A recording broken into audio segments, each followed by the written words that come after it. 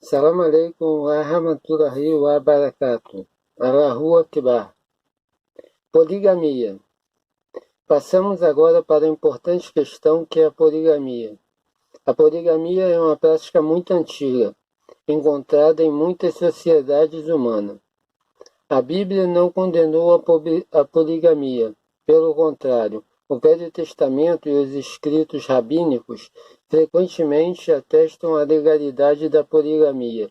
Dizem que o rei Salomão teve 700 esposas e 300 concubinas. Reis 11:3. Também o rei Davi teve muitas esposas e concubinas. Samuel 5:13. O Velho Testamento tem algumas injunções em como distribuir a propriedade de um homem entre os seus filhos de diferentes mulheres. Deuteronômio 22:7. A única restrição com relação à poligamia é a proibição de tomar uma irmã de esposa como uma esposa rival. Levítico 18:18. O Talmud aconselha o máximo de 4 esposas. Os judeus europeus continuaram a praticar a poligamia até o século XVI. Os judeus orientais praticavam a poligamia regularmente até a chegada a Israel, onde ela foi proibida por lei. Contudo, na lei religiosa que sobrepuja a lei civil, em tais casos, a poligamia é permitida. E com revelação ao Novo Testamento, de acordo com o padre Eugene Hillman, no seu penetrante livro, a poligamia é reconsiderada. Em parte alguma do Novo Testamento, há uma orientação expressa de que o casamento deve ser monogâmico, ou qualquer orientação que proíba a poligamia. Assim, Jesus não falou contra a poligamia, embora ela fosse praticada pelos judeus de sua época. O padre Hillman chama a atenção para o fato de que a Igreja de Roma proibiu a poligamia, a fim de se adequar à cultura grego-romana, que prescrevia somente uma esposa legal, enquanto que tolerava o concubinato e a prostituição. Ele citou Santo Agostinho. Agora, o nosso tempo, de acordo com o costume romano, não é mais permitido tomar uma outra esposa. As igrejas africanas e os cristãos africanos muitas vezes lembram aos seus irmãos europeus que a proibição da poligamia é mais uma tradição cultural do que uma autêntica injunção cristã.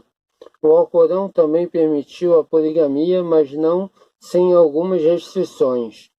Se temerdes ser justos de fato no trato com os órfãos, podeis desposar 2 ou 3 ou 4 das que aprouver entre as mulheres. Mas se temerdes não poder ser equitativos com elas, casai então com uma só. Alcorão 4:3. O Alcorão, ao contrário da Bíblia, limitou o número de esposas a 4, sobre a estrita condição de que as esposas sejam tratadas igualmente. Isto não deve ser entendido como uma exortação a que os crentes praticam a poligamia, ou que a poligamia seja considerada como um ideal. Em outras palavras, o Alcorão tolera ou permite a poligamia e não mais por quê. Por que é a poligamia permitida? A resposta é simples. Há lugares e épocas em que razões morais e sociais compelem para a poligamia. Como os versículos do Alcorão acima indicam, a questão da poligamia no Islã não deve ser entendida separadamente das obrigações da comunidade em relação aos órfãos e viúvas.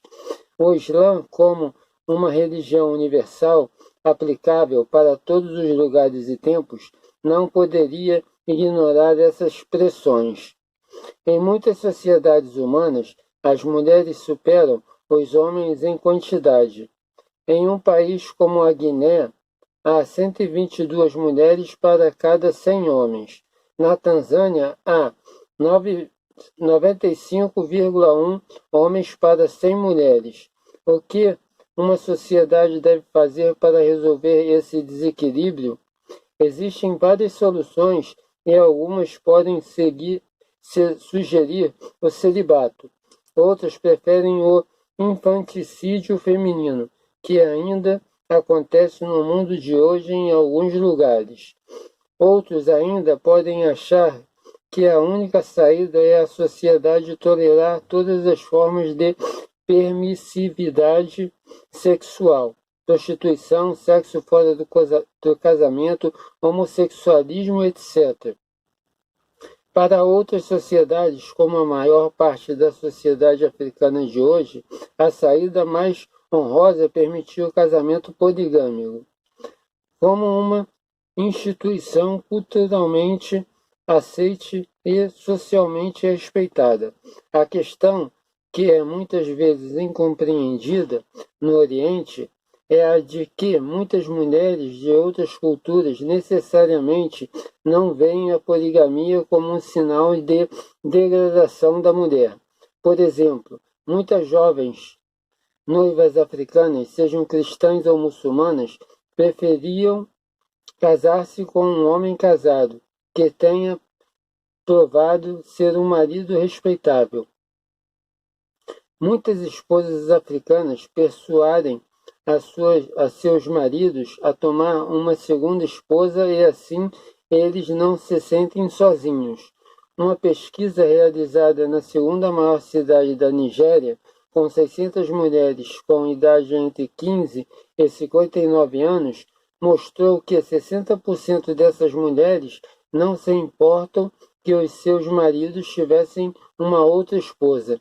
Somente 23% expressaram raiva ante a ideia de dividirem os seus maridos com outras mulheres. 76% das mulheres se manifestaram numa pesquisa realizada no Quênia. Vivam a poligamia positivamente. Em outra pesquisa realizada no campo, 25 de 27 mulheres consideraram a poligamia melhor do que a monogamia. Essas mulheres sentiram que a poligamia pode ser uma experiência feliz e benéfica se as co-esposas cooperarem umas com as outras. A poligamia, na maior parte da sociedade africana, é uma instituição tão respeitada que algumas igrejas protestam começaram a tolerá-la. Embora a monogamia possa ser ideal para a expressão do amor entre o marido e a esposa, a igreja deve considerar que, em certas culturas, a poligamia é socialmente aceitável e que a crença de que a poligamia é contrária ao cristianismo não se sustenta por muito tempo. Depois de um cuidadoso estudo sobre a poligamia africana, o reverendo David Gitari, da Igreja Anglicana, concluiu que a poligamia, como idealmente praticada, é mais cristã do que o divórcio e o novo casamento, porque há uma preocupação com as esposas e crianças abandonadas. Eu, pessoalmente, conheço algumas esposas africanas finalmente educadas, que apesar de terem vivido no Ocidente por muitos anos, não fazem qualquer objeção à poligamia.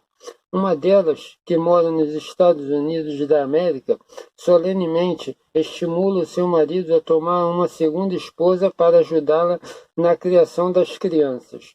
O problema do desequilíbrio entre os sexos começa, na verdade, nos problemáticos tempos de guerra. Os índios nativos americanos costumavam sofrer com essa desigualdade de número entre homens e mulheres, principalmente após as perdas dos tempos de guerra. As mulheres dessas tribos, que na verdade desfrutavam de uma alta posição, aceitavam a poligamia como a melhor proteção contra a tolerância de atividades indecentes. Os colonos europeus, sem oferecerem qualquer outra alternativa, condenaram a poligamia indiana, considerando-a incivilizada. Após a Segunda Guerra Mundial, havia na Alemanha 7.300.000 mais mulheres do que homens. 3,3 milhões delas eram viúvas. Havia 100 homens na idade de 20 a 30 anos para cada 167 mulheres naquele mesmo grupo de idade. Muitas dessas mulheres necessitavam de um homem não apenas como uma companhia, mas também como um sustentador para a casa, num tempo de miséria e injustiça sem precedentes. Os soldados do exército aliado vitorioso exploravam a vulnerabilidade dessas mulheres. Muitas jovens e viúvas tinham ligações com membros das forças de ocupação. Muitos soldados americanos e britânicos pegavam pelos seus prazeres com cigarros, chocolates e pães. As crianças ficavam felizes com os presentes que os estrangeiros traziam. Um menino de 10 anos, vendo esses presentes noutras crianças, desejava ardentemente um inglês para sua mãe, e assim ela não precisava passar fome por tanto tempo. Devemos perguntar à nossa consciência esta questão: o que significa mais uma mulher? Uma segunda esposa aceite e respeitada ou uma prostituta virtual, como no caso da abordagem civilizada das forças aliadas na Alemanha? Em outras palavras, o que significa mais uma mulher a prescrição alcorânica ou a teologia baseada na cultura do Império Romano? É interessante notar que numa Conferência da Juventude Internacional realizada em Munique em 1948, o problema alemão do desequilíbrio no número de homens e mulheres foi discutido. Quando ficou claro que não havia solução consensual, algumas participantes sugeriram a poligamia. A reação inicial da reunião foi uma mistura de choque e repugnância. Contudo, após um estudo cuidadoso da proposta, os participantes concordaram que a poligamia era a única solução possível. Consequentemente, a poligamia estava incluída entre as recomendações finais da conferência. Não se esqueça de se inscrever no canal, de deixar o seu like, de compartilhar o vídeo com seus amigos, de ativar o sininho de notificações e de deixar um comentário. Salam aleikum.